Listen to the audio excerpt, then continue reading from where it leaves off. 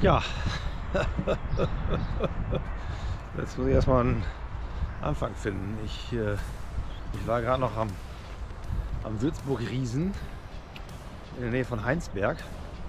Jetzt bin ich hier auf dem Rückweg und da hat der Dennis sich noch gerade bei mir gemeldet und er sagte, da ist noch eine Flakstellung und da ist noch ein Würzburg-Sockel und da ist auch eventuell noch ein Bunker. Und das alles hier in Marl, Ortsteil Hamm. Wohl zur Verteidigung des Chemieparks in Marl. Und die ganze Geschichte schauen wir uns jetzt mal an. Gucken mal, ob wir auch das finden, was uns da versprochen wurde. Eine grobe Übersicht.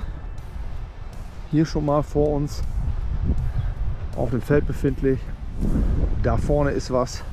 Da hinten könnte eventuell ein Bunker sein. Das ist nicht ganz sicher. Da gehen wir jetzt mal hin und gucken mal.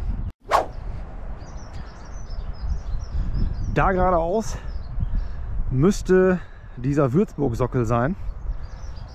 Das hier ist Mr. Gertel, den habe ich mal mitgenommen. Der könnte sich hier noch als nützlich erweisen. Wollen wir mal schauen, wie zugewachsen das Ganze ist. Ich meine, bis ich mich da durchgearbeitet habe, da vergehen auch Stunden. Deswegen, da gehe ich natürlich jetzt nicht rein. Aber wir gehen jetzt erstmal hier am Waldrand entlang, weil der Camo-Affe hat da nämlich auf der Geländemodellkarte noch eine Struktur gesehen, wo er meinte, da sollte ich mal nachschauen. Und dem werden wir jetzt erstmal nachgehen, bevor wir dann uns da in diese Richtung bewegen. Ja, ich habe jetzt gerade mal eben geguckt.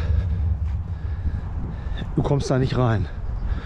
Also wenn hier was drunter ist, dann ist das, seht ihr das? Wie verwachsen das ist? Das ist richtig, ja, wie soll man sagen? Das ist so zugewachsen, da könntest du jetzt den Weg frei bahnen, das würde gehen, aber es würde auch entsprechend lange dauern und ich glaube auch, wenn das hier einer sieht, dass du solche Arbeiten durchführst, werden die da auch alle nicht so super glücklich mit sein. Also da dürfen dann schon Fragen gestellt werden, was machen sie dort eigentlich? Ja, da komme ich nicht rein. Das ist eben so. Können wir knicken hier, können wir haken. Würde ich gerne sehen, was da sich drunter befindet. Geht nicht, also gehen wir jetzt da vorne rüber.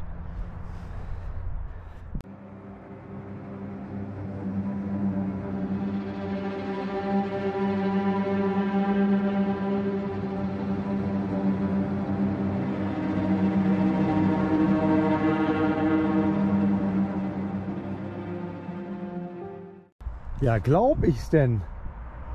Ja, glaub ich's denn? Also, dann pass mal auf. Hier haben wir den Sockel vom Würzburg-Riesen, wie man unschwer erkennen kann, wenn man das erste Video zu dem Würzburg-Riesen gesehen hat. Das Ganze schaue ich mir jetzt mal eben an. Vielleicht lege ich da noch ein bisschen was für euch frei und dann melde ich mich wieder. Es mag also gut sein, dass da vorne drunter gar nichts ist, auch keine verbunkerte Struktur, denn wir haben hier vorne nämlich auch noch Struktur. Und ob das jetzt schon eine Flakstellung war, das glaube ich nicht. Wir haben da hinten nämlich 4 Punkte, ihr seht das alles noch auf Karteneinblendungen, die meines Erachtens die Flakstellungen waren. Und dieses hier könnte dann noch ja, so eine kleine Luftschutzverbunkerung sein. Kommen wir gleich zu. Ich schaue mal eben, was wir hier an Eindrücken von dem Würzburg-Riesen bekommen und dann schalte ich euch wieder dazu.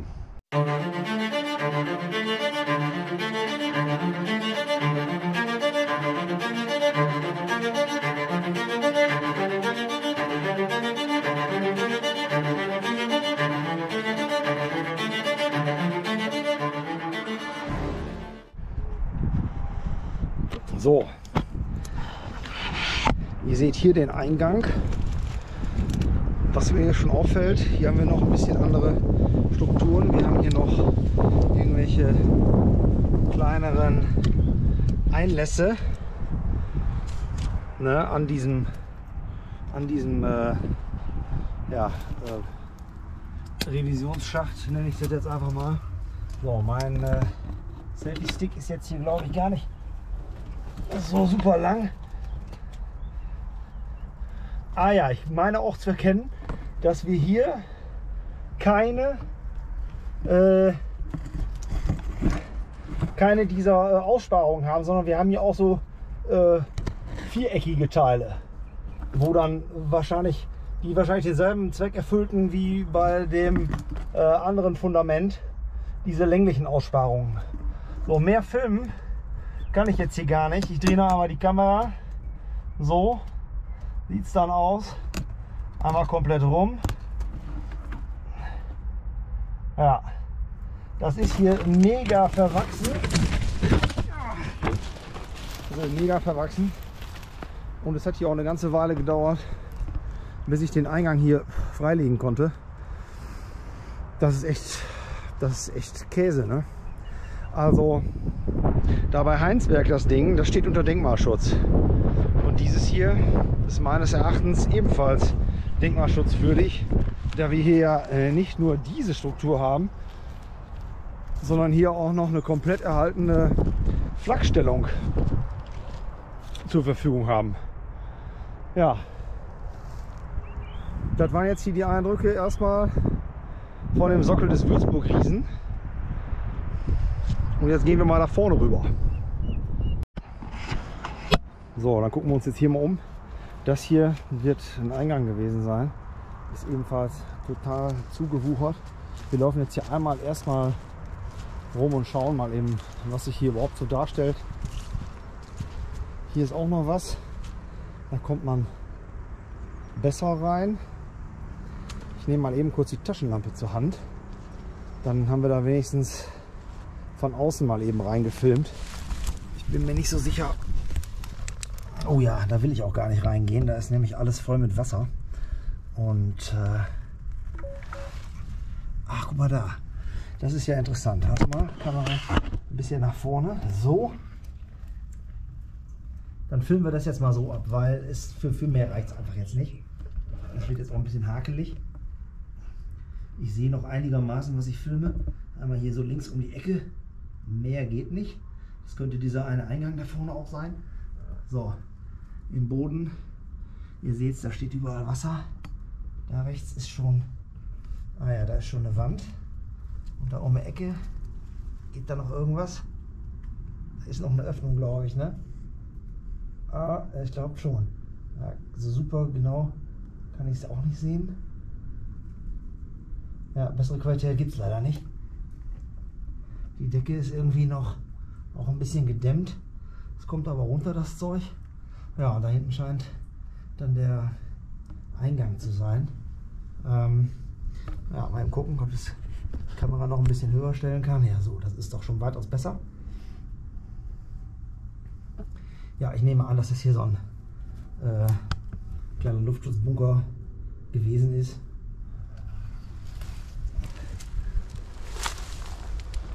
Oder sagen wir so, wenigstens irgendwie so eine Art Splitterschutz. Ja, das hier macht mir schon den Eindruck, als wenn es irgendwie eine Art Fenster wäre. Ne? Klar, in einem Bunker ist natürlich kein Fenster drin. Das muss man jetzt einfach erstmal so zur Kenntnis nehmen, wie man das hier vorfindet. Ah ja, das hier scheint dieser andere Raum noch gewesen zu sein. Oh, das ist ja mal ein ganz schönes Gewackel hier heute. So, das sieht dann so aus. Nehmen wir hier mal noch außen rum. Ja, so einen Betonsturz haben wir da halt oben drauf. Und sonst ist das halt hier einfach nur so ein viereckiger Zweckbau. Ja, von der Seite sieht es dann so aus. Eben die Kamera umstellen.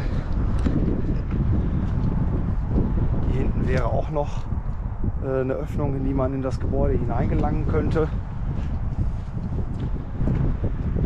Wir gehen noch einmal hier von dieser Seite aus rum.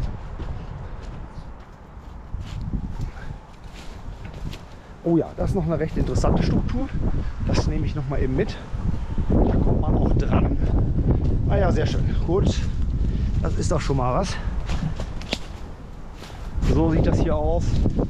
Da seht ihr, genau, da haben wir vorhin genau von der anderen Seite aus haben wir da reingefilmt, wo sich das Wasser spiegelt. Da ist der Lichtfall in das Wasser hinein.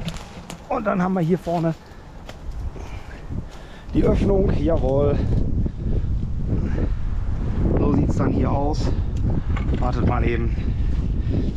Ja, es ist alles ein bisschen, ne? Ich war hier noch nicht vorher. Hier kann jetzt kein glatter Ablauf sein. Das ist alles ein bisschen improvisiert. Hier ist der eigentliche Eingang zu der Geschichte. So. Und dann, wow, guck mal, da sieht man auch schon viel besser, wie das hier mal ausgesehen hat. Ja. Dennoch steht hier Wasser drin und ich kann da nicht weiter rein oder möchte da jetzt nicht weiter rein. Ja, diese Eindrücke müssen uns jetzt hier von diesem Ort zunächst einmal genügen. Ja. Mal schauen, ob ich zu der ganzen Sache hier noch irgendwo einen weiterführenden Link finde, den ich euch dann noch in die Videobeschreibung reinsetzen kann. Jetzt wird es nochmal spannend, denn jetzt bewegen wir uns zu den 4 Flakstellungen. Maßlich 10,5 oder 12,8 cm. Wie ich jetzt aber gehört habe, das hat mir der Camo-Affe noch gesagt, der ist so ein bisschen luftverteidigungstechnisch etwas wissender. Er hat gesagt, die 10,5 wäre gar nicht so oft gebaut worden. Die 12,8er wäre da das häufiger angewendete Modell. Jo, da gehen wir mal hin jetzt. Also dieser Hügel hier, das ist die erste Flakstellung. Da in der Mitte, geradeaus durch, die zweite, hier die dritte und links an dem Hügel vorbei. Der übliche Spruch jetzt, ich weiß nicht, wie gut man es auf der Kamera sehen kann, da befindet sich die 4. Flakstellung. Ja, hier haben wir schon ein bisschen Struktur. Wir sind jetzt hier, ne, da vorne geradeaus diese verbunkerte kleine Anlage. Hier ist dann das erste Fundament dieser Flakstellung. Ich gehe mal eben mit der Kamera näher ran, damit ihr die einigermaßen sehen könnt. So, da sollte man erkennen können. Jetzt ist eben die Frage, wie viel Struktur kann man überhaupt erkennen bei dieser Art des Brombeerbewuchses. Oh, dass das hier keiner frei hält, ist irgendwie auch klar. Liegt halt mitten auf dem Acker. Hier sieht man dann noch ein bisschen Beton. Hier wäre dann auch wieder dieses Thema Agent Orange, danach Brandrodung. Dann kommt man da wohl durch, denke ich. So, das scheint hier sowieso ziemlich verwachsen zu sein, dieses Teil. Wir gucken jetzt mal eben. Hier liegen noch so ein paar Fragmente rum. Hier ist noch in irgendeiner Weise etwas zu erkennen. Ist halt alles nicht so einfach zu beschreiben. Wir haben hier, ich denke, dass wir so eine Art Wall haben und da hinten drin, da müsste dann letztendlich die Flak gestanden haben. Da vorne das Teil, das sieht mir nicht so verwachsen aus und da gehen wir jetzt mal rüber und das schauen wir uns mal genauer an. Jo, erste Eindrücke von diesem Teil. Hier sieht man schon mal irgendwie eine wunderbare Betonstruktur. Ob das eine glatte Fläche war, tja, vielleicht finden wir da auch noch entsprechende Luftaufnahmen, die das mal irgendwie zeigen können, wie das hier ausgesehen hat. Und ja, ich mache mal eben den Hund hier fest. Das leidet jetzt das Video ein bisschen drunter, aber es ist eben wie es ist. Der kann hier nicht mit und der sieht gleich wieder irgendwo ein Reh und dann muss der da wieder hinterher. Und deshalb muss er mal eben hier bleiben. So, also schauen wir mal. Wir haben hier auf jeden Fall ganz offensichtlich einen Wall, der hier ringförmig drum herum geht, wie man das eben auch von den kleinen Flakstellungen her kennt. Was wir offensichtlich auch haben, ist Müllabladeplatz von irgendwelchen Überresten aus der Landwirtschaft. Ja, hier ist irgendwie eine Anfütterstelle für Rehe. Aber die Mehrzahl von Reh ist ja ist Rehs, genauso wie Biers. So, ja, guckt euch das an. So sieht das hier aus. Man vermag es, wenn man das jetzt schon mal gesehen hätte, und da muss ich dann auch sagen, Soweit ist das eben noch nicht bei mir gediehen, dass ich mal in einer erhaltenen größeren Flakstellung war. Könnte man das jetzt auch ein bisschen besser zuordnen und erklären. So, das scheint mir hier wirklich so zu sein, dass wir hier entsprechend die Innenseite der Flakstellung haben und hier außen gab es wohl so einen Randbereich. Ganz interessant. So, diese Dinger gehören da mit Sicherheit nicht mehr zu und alles, was hier liegt, wahrscheinlich auch nicht. Aber hier vorne sieht man das, glaube ich, auch noch mal ganz gut, wenn ich hier mal ein Stückchen drauf gehe. Ich glaube, hier so könnte diese Struktur auch noch relativ gut erhalten sein, aber es ist nur eine Mutmaßung. Aber man kann auf jeden Fall schön erkennen, wie das hier oder wie groß das hier mal war, wie das ausgesehen hat. Die Quadrate, die man hier drumherum angelegt hat, weil man hier aber nichts arbeiten kann, die sind so 20 x 20 Zentimeter. 20 x 20 Meter sind das ungefähr. Ja, und das hier ist das, was man noch innen drin sehen kann. Ich finde es auf jeden Fall spannend genug, um da ein kleines Video draus zu machen. Und was ich jetzt nicht machen werde, ist Folgendes. Ich werde jetzt nicht noch zu den anderen Flakstellungen gehen, denn ich bin mir ziemlich sicher, dass wir da bei diesen Sachen nicht mehr sehen werden, als hier, eben aufgrund des sehr starken Brombeerbewuchses. Und deshalb beende ich mit diesen letzten Eindrücken dieses Video aus Marl, Ortsteil Hamm. Oh, ich habe noch einen Fund gemacht. Ich kann noch nicht beenden. Ganz beenden kann ich es noch nicht. So, kleiner Fund noch aus Marl-Hamm. Ich hoffe, die Eindrücke haben euch hier gefallen. Und ich hoffe, dieser Würzburg-Riese-Sockel, der da hinten steht, wird vielleicht auch mal unter Denkmalschutz gestellt. Also wenn sich einer von euch dazu bewogen fühlt, hier mit der Stadt Hamm mit Marl mal Kontakt aufzunehmen, so möge er es tun und mich darüber in Kenntnis setzen.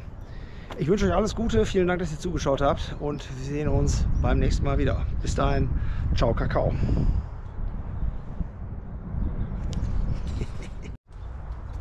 So, doch noch ein ganz kurzer Nachgang. Ich bin noch mal zu einer anderen Stellung gegangen, habe hier auch wieder diese Struktur vorgefunden und ich komme hier nicht weiter rein. Keine Chance. Ich gucke mal eben, dass wir da noch mal ein bisschen vielleicht drüber herfilmen können. So, warte. Ja, das ist so das höchste der Gefühle, was mir hier noch irgendwie möglich ist. Da noch mal eben dran lang. So sieht das hier aus. Ja, mehr Eindrücke gibt es einfach nicht. Und mal unten entlang. So. Oh Mann, ey, hier ist echt übel. Mit den Dornen hier, das macht wenig Freude, das Ganze. Vielleicht hier noch mal eben so ein Stückchen nach vorne. So. Da hängen auch wieder Dornen. Ja. Nun ja. Dann sage ich jetzt wirklich danke fürs Zuschauen und tschüss. Jetzt haben wir doch tatsächlich noch eine Luftbildaufnahme gefunden und der Dennis hat hier mal so eine Überblendung gemacht. Das haben wir jetzt auf ein aktuelles Google Maps Bild eingeblendet. Da seht ihr auf jeden Fall die Lage, wo sich das ganze Ding befunden hat. Und ja, in der Bildmitte, diesem grauen Kasten so gesehen, das ist dann letzten Endes die historische Luftbildaufnahme, die dann da drüber hergelegt wurde. Das Ganze gucken wir uns gleich nochmal eben in einem Zoom an. Ich wollte euch nur dieses Gesamtkunstwerk nicht vorenthalten. Ihr seht dort in der Bildmitte schon diese 4 Punkte, das sind die entsprechenden Flakstellungen und rechts dieser 4 Punkte ist auch nochmal so ein etwas dunklerer Bereich zu sehen. Da muss der Würzburg-Riese und eben diese von mir gemutmaßte Befehlsstelle gewesen sein. So, das Ganze zoomen wir jetzt nochmal eben ran. Ja, tada, sage ich mal. Die Bildauflösung ist schon gar nicht schlecht. Näher kriege ich es jetzt auch nicht rangezoomt. Ihr seht hier, ihr könnt hier wirklich sehr schön diese Strukturen der 4 Flakstellungen erkennen. Ihr könnt auch außerhalb der Flakstellungen noch angelegte Laufgräben erkennen, die irgendwie überall mal so hinführen. Ich werde hier noch so den einen oder anderen roten Pfeil noch setzen, um das so ein bisschen zu markieren. Es sind hier noch Dinge zu erkennen, beziehungsweise eben nicht zu erkennen. Man erkennt auf jeden Fall Struktur, aber was es nun genau war, weiß man nicht. Da vorne, ja, ich markiere euch das gleich mal eben, nehme ich an, dass das auch Lager oder kleine Erdbunker waren für die Flakgeschosse. Gehe ich schon bald von aus. Wofür sollte das sonst da sein? Ja, und die Sache eben, wo der Würzburg-Riese und diese Befehlsstelle war, das kann man auf dem historischen Luftbild auch nicht so gut erkennen, aufgrund dessen wahrscheinlich, dass jetzt darunter dieses Buschwerk in der originalen Karte ist. Das spielt da jetzt wahrscheinlich so ein bisschen mit rein, dass man es nicht vernünftig auseinanderhalten kann. Aber ja, den Bereich markiere ich euch natürlich auch nochmal eben kurz mit den Pfeilen. Und ja, vom Prinzip war es das dann jetzt auch. Das war die Flakstellung Malham. Und ja, wenn euch das gefallen hat, schaltet gerne wieder ein, lasst ein Abo da und ja, wer sich damit noch etwas genauer auskennt, gerne auch zielführende Kommentare in die Kommentarspalte einfügen. Macht's gut, bis dann, ciao, ciao.